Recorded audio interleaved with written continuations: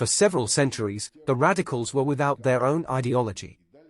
I want to be the one who will give the radicals their own ideology from now on, so that they do not go like beggars, with an outstretched hand, towards some kind of Marxism, Nazism, anarchism, towards some kind of totalitarian perversions.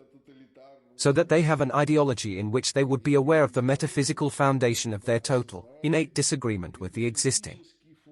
The kind of disagreement that makes them pleasing to the God. God wants us to be dissenting, because the whole reality is full of zulm, injustice. As we know from the hadiths of the Prophet, peace and blessings of the God be upon him, and when the Mahdi, may God hasten his coming, comes, when victory comes, then all reality will be filled with justice, as today it is filled with injustice. And today it is filled with injustice.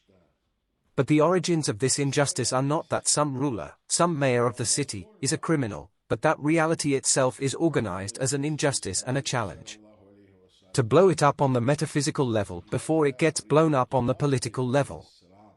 If you blow it up immediately on the political level, but do not blow it up on the metaphysical level, reality will return and break your face.